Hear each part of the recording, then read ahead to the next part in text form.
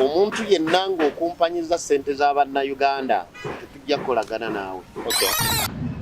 Bwe muba temwagala sayininge awo tugambe nti bwe muwagira enguzi.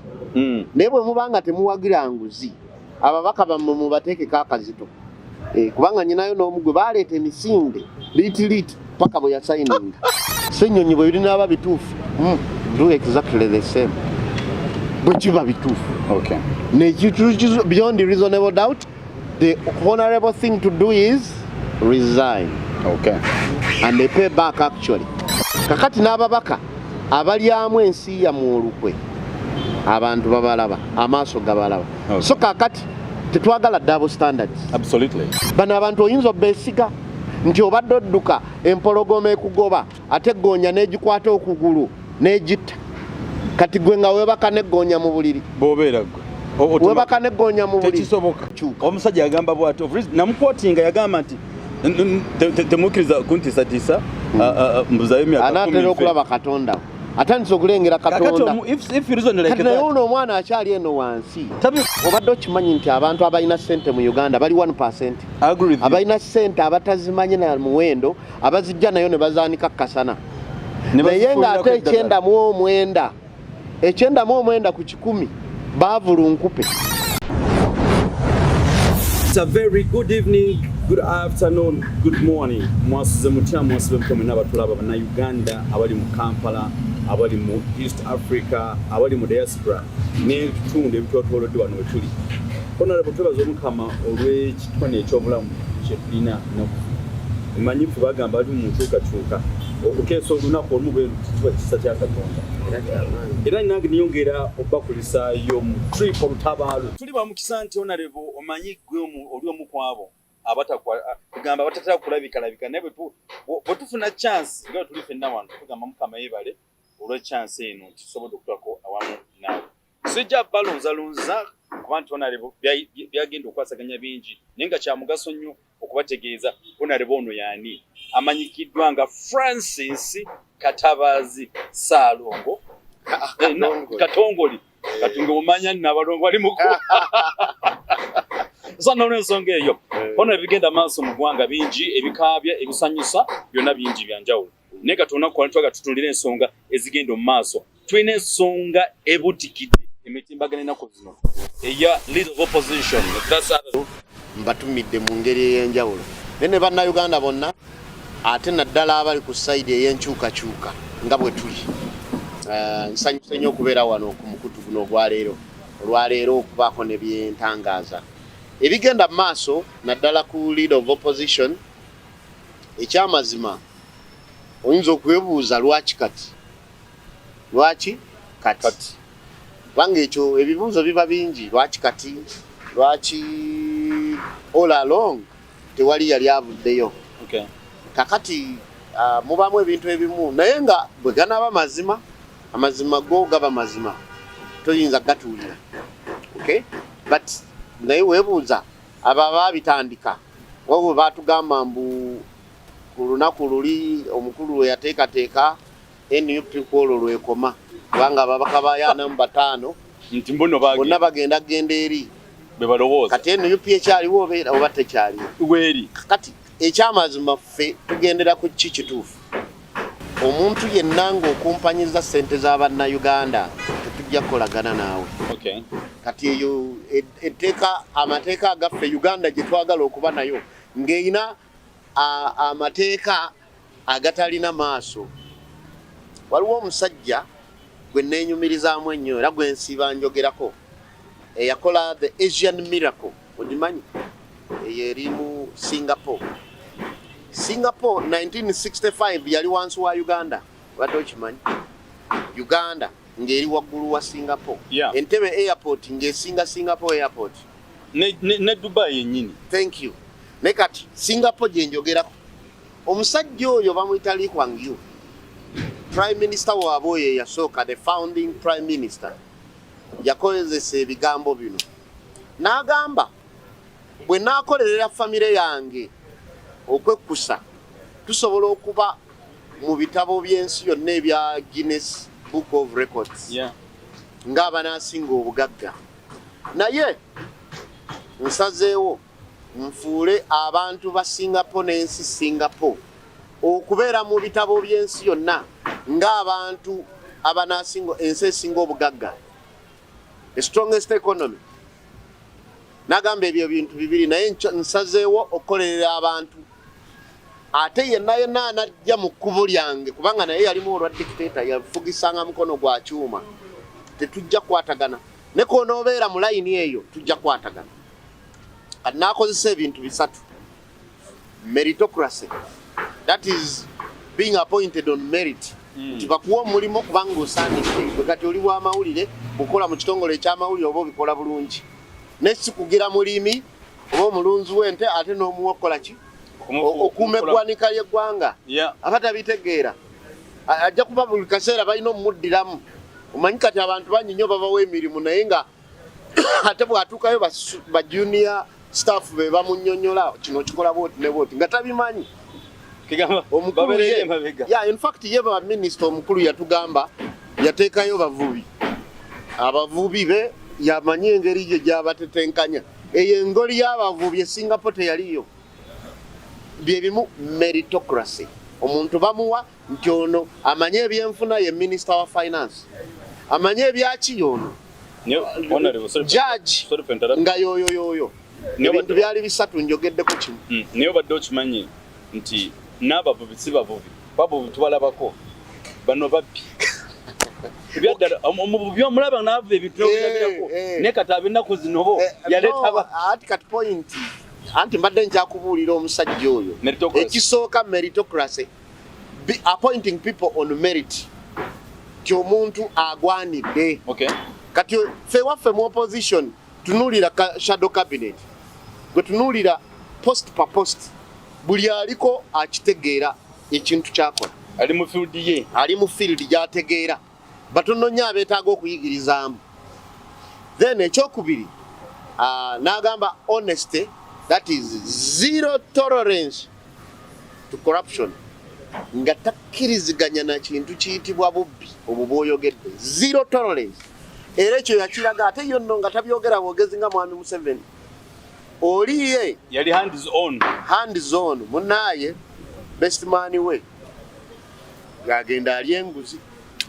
Best man wali enguzi nga kooti zimusalira abitano byakusaaga emyaka 65 mu kabula muliro okusinzira constitution ya Singapore.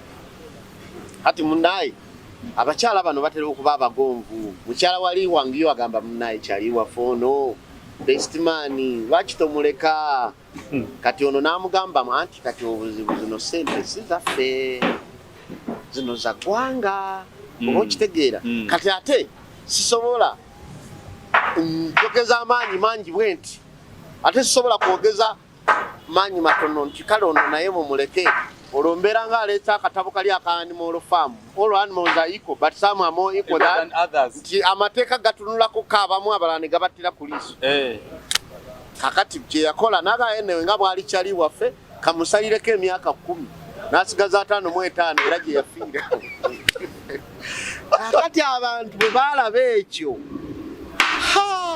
nti olaba agobye best man we. Ekitegeeza bino ebintu si byakusaaga. Kati simanyi lwaki ndabamu ebintu ebyo nga president wange Robert Kyagulanyi alimu olwali wangiyumu katono. Bakuba abantu tebamutegeera naye ensi eno oba n'abantu abalijja bali musiima nti singa kino ekintu naddala Katonda n'atukwasa obuyinza n'abanga mwami Museveni ye yakikoze ate kyalibadde kirungi nnyo. N'akwata oba omuntu we oba muganda we gundi obye sente zino oba za junk helicopter oba zaki komera ne bamulaba nga gyali.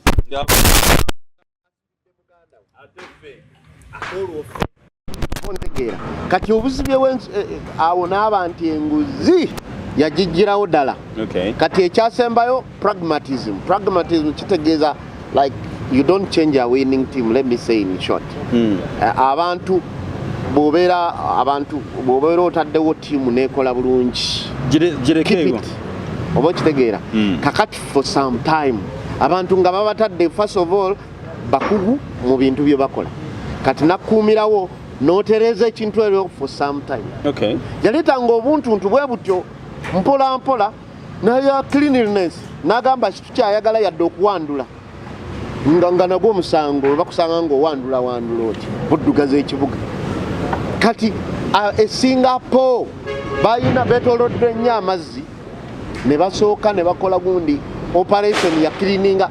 Kati amazzi gatangaala, waliwo abantu bangi nnyo abagendayo olw'amazzi agatangaala aga Singapore. Cleanliness ne badda ku environment yonna yonna ne bakwata Singapore be bamu ku basinga okukola gundi bino ng'obuveera biki ebyo bo babukolamu amafuta ne barecyclinga ate ne bitaba dangerous ey'obulamu bw'abantu. Kati ebintu ng'ebyo oyo omusajja yali alowoleza eggwanga naye yagamba ye tagenda kufa kubanga ebintu byagenda okukola birisigala byogerwako. Okay. Ate teri muntu mukulembeze ba Barack Obama ono yali prime minister wa Bungereza yani I forget his name.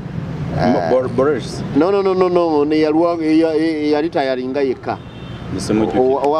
So kati abagundi bakomyewo abaleba yali owalebe yali yasemba mumutegedde n'abo mu America bonna everyone has fantastic words. That's why they call it the Asianic miracle kubanga ebintu byeyakola kati wetwogerera Singapore luli mu 65 GDP yayo income per capita yali below that one of Uganda. Naye omusajja ye yasalawo nti abantu bange kambateeke mu byafaayo ng'ensi esinga obugagga. Kati wetwogera Singapore number 2 keberaawo. Yeah. It is number 2, the richest country is Luxembourg, number 2 is Singapore, number 3 is Ireland. Ensi ezisinga obugagga mu nsi yonna. Naye ensi 65 yali emu kuzisinga obwavu. Omanya abaavu nga n'omwavu akuyita mwavu be ba Singapore. Kubanga naffe Uganda nga tubasinga. Entebbe airport ng'esinga Singapore airport. Ne kati wetwogerera Singapore Airlines. Okay, to my personal thinking nti singa if we could support our domestic products nga tulina abakulembeze abasobola okufana gamba towaye bino bintu byaffe twekwatiremu we would be there. Naye nga kyali ku ekyo mbadde nsaba okuguse ensonga ya leader of opposition Joel Senyonyi nti because community gye tulimu essaawa zino etandise okukkiriza eringa social media ekkirizisa abantu nti mukyamu. Tusooke tugguse kiri bano betwagala waliwo kati njagala okubulira ebibadde mu parliament twasayininga emikono era nsaba bannayuganda abali eyo mwenna omubaka wammwe baba tannaba kusayininga bwe muba temwagala asayininge awo tugambe nti bwe muwagira enguzi naye bwe mubanga temuwagira nguzi ababaka bammwe mubateekeko akazito kubanga nyinayo n'omugwe baleeta emisinde liiti paka bwe yasayininga oba okitegeera emmotoka ye bamupakingisa wali ne bamuvuga ngagamba mumala kusayininga okufuluma asayininga ne baga kale kati awo kati yogera ebirala twogere ebirala kakati n'ababaka abalyamu ensi ya mu olukwe abantu babalaba amaaso gabalaba so kakati tetwagala double standards. Absolutely. Honorable Sekikubo waliwo be bakkiriza ne bayingira n'ebipande siraba nga bekalakasa ne bakkiriza kuyingira parliament eyo babakkiriza ne bayingira balaga Sekikubo nga bwali omubbi w'ettaka kakati tubasaba n'abiri ku Lwokubiri ne bana abekalakasa olwa parliament okubaamu enguzi nabo babakkirize kubanga ddembe lyabwe.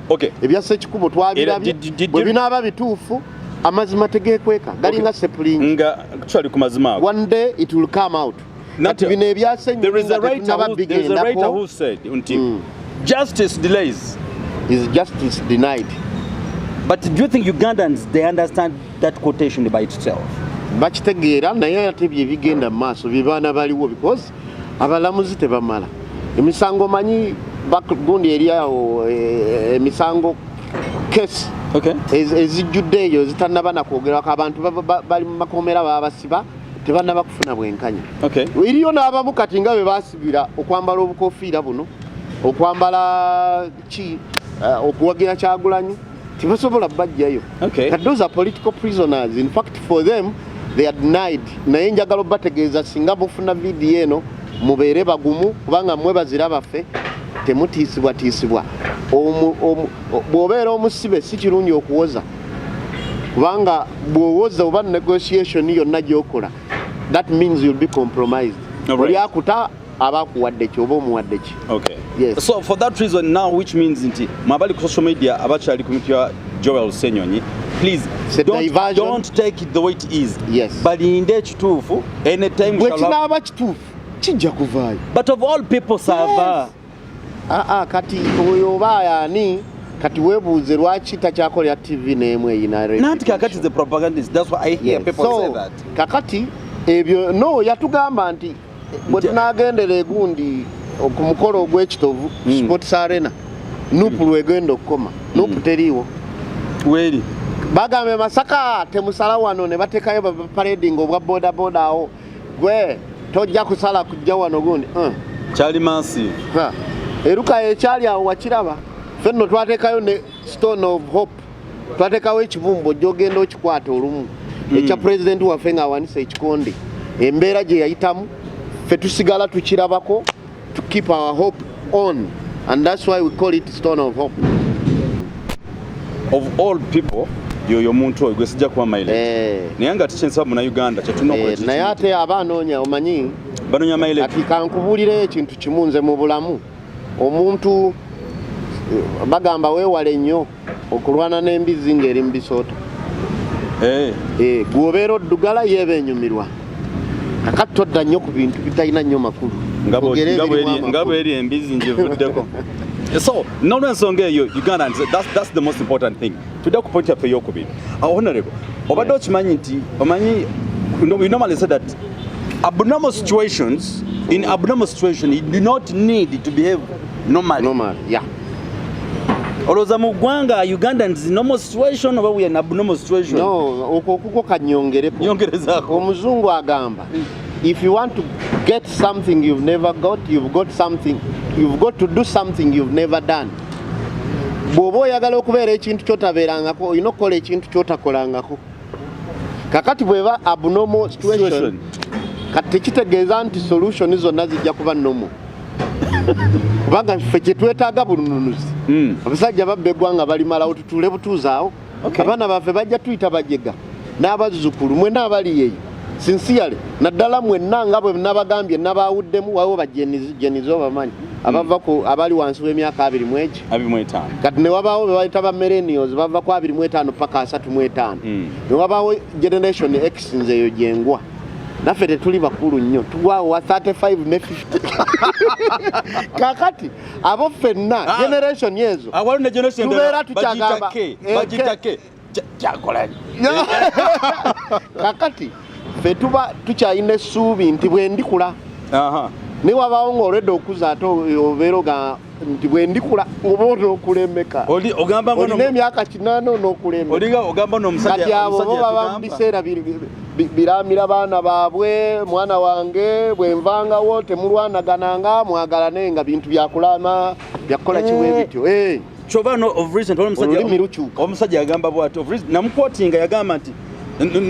temukiriza kuntiisatiisa mbuzayo emyaka 10 anaatera okulaba Katonda atandise okulengera Katonda naye ono omwana akyali eno wansi generation eno bwe tunagireka bwe tuti ng'abantu obadde okimanyi nti abantu abalina ssente mu Uganda bali 1%.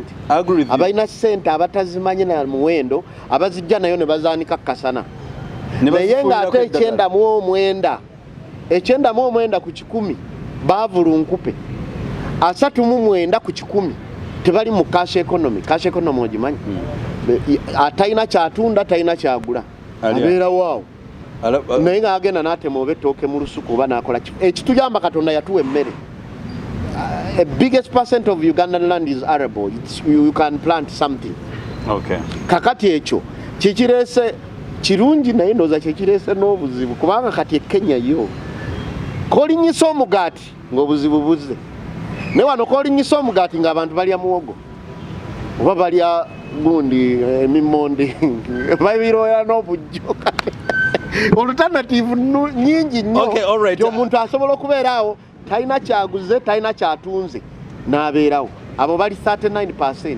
Ne kati nojja nti GDP, I mean income per capita eri $900 per annum. Ne Singapore eri gye mbadde gamba eyali kwangiyo eri $128,000.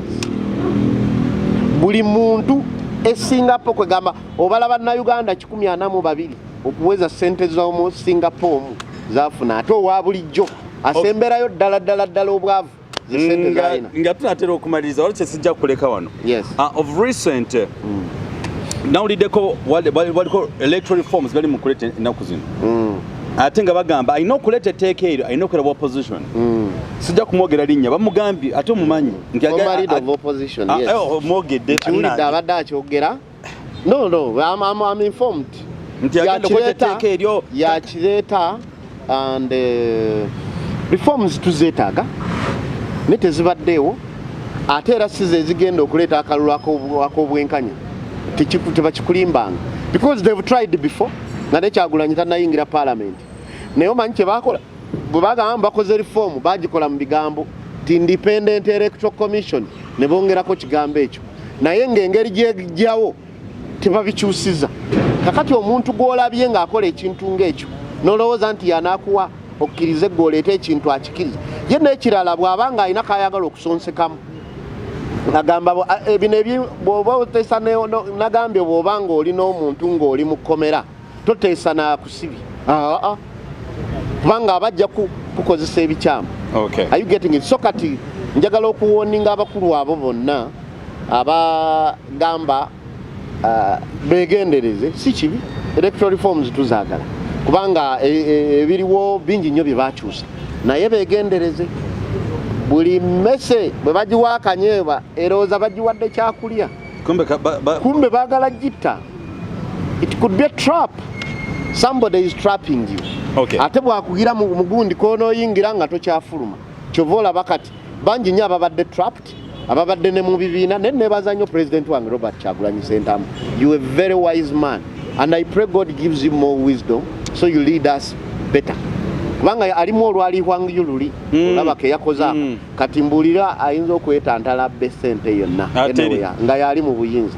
Then n'ekirala kati ku bino ebya reform kyali badde kirungi ne bantu kibookola nabo reform.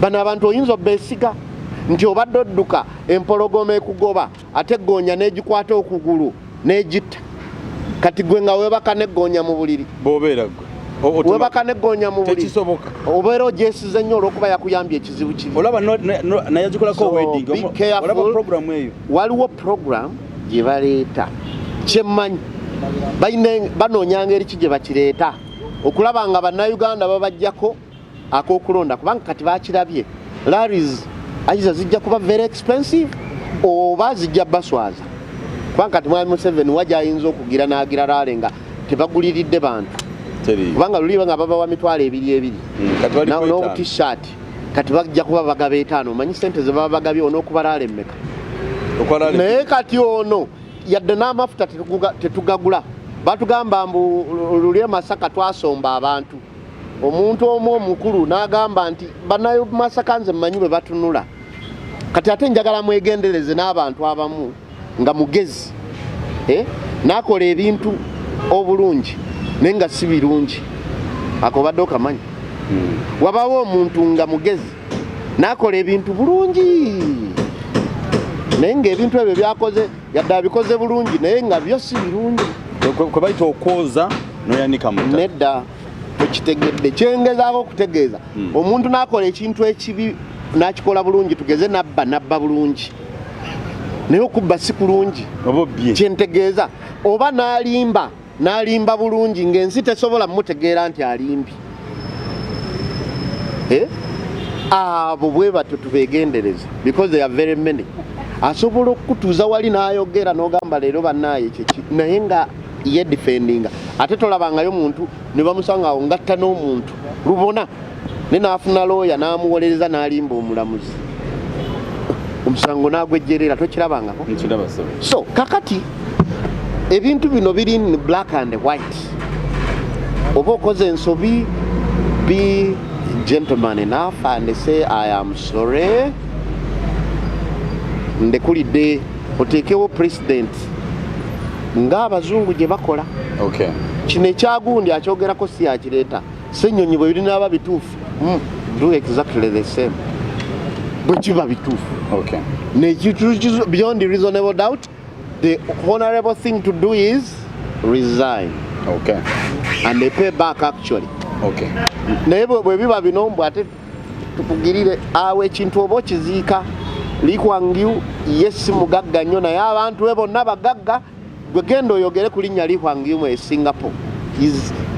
Bwe yavaako yafuga emyaka 3 paka 9 n'ateekako omulala ye n'afuuka senior minister ng'ali bweru wa kintu naye nga bamuyita senior minister ate ndowooza mu 2002 n'afuuka minister mentor nga bamuwa ekifo naye ng'omuntu eyeebuuzibwako ebyo byali badde those would be very good titles for Mwami Museveni singa yakkiriza bisanja we byaggwerako n'ategeka transition omuntu omulala kirungi nnyo okufuna new omuntu omulala by the way kabeere muhozi tayinza kubanga Museveni exactly buli muntu aba they are totally different. Yes, they are totally different. So kati ebintu bino ne bw'obeera awantu wamu ate Mwami Museveni ng'ekintu kye yagamba ng'ajja yagamba nti obuzibu bwa Afrika be bakulembeze abeeremeza mu bukulembeze emyaka emingi abafuzi abalemera mu bukulembeze kati you can't be 38 years really nze mukyala wange abasinga by the way abali wano bonna bali generation eyo yabanga tebannazaali banazaali naye omukulu nga yatukalakata oba kitegeera aba generation millennials abali tebannazaali abali between 35 and 25 up bali tebannazaali bonna baba tebannazaali bano bonna abali ku kamera wano ne Museveni nasanga afuga. Yes. Nekati muhono ebintu tumalirize kuba nti ogenda ottemu okwereza eggwanga kwa byolina okukwatako engalo bingi kyenja okusaba akatalekeka abantu bo ku kyalo eri ekalungu batumireko obategeeze bigenda maaso mu ggwanga mu ensonga muzigendako then onzikirawo abantu b'e Kalungu East Lukaya Lwabenge Bukulula mbaagala nnyo era mbebaza okumpa omukisa okuba nti nze mbakiikirira sijja baswaza mukimanyi bulungi kati akasente kagenze keyongeramu olw'emmwanyi akamwanyi ako neera mukitegeere nga opposition ffe twalwana okulwanira ebbeeyi y'emmwanyi eyo. By the way here I give credit where it is due. Mubamu awamu nga tetukwatagana mu birala naye ku ebyo twalina Dr. Bedi ne Honorable Baagala Honorable Lumu ne Honorable Namugga ababaka 5 ne twala petition nti waliwo omuntu ayagala okubba emmwanyi zaffe wano kakati Uganda yonna benefitinga akabeeyi kali waggulu which is good bwe mufuna sente ezo ate muzi investing wisely emmere nga bulijjo bwentera bagamba omwami n'omukyala mwewala okubanga mmwe muzaala mwekka wabula mubeerewo n'ebizaala byebijjo bbawa obugagga munaabeera nti omukyala oli awo mbu nabaana nsanyufu bona omanya ky'onoobaliisa atakubira mpeera mbere bulungi mweraba.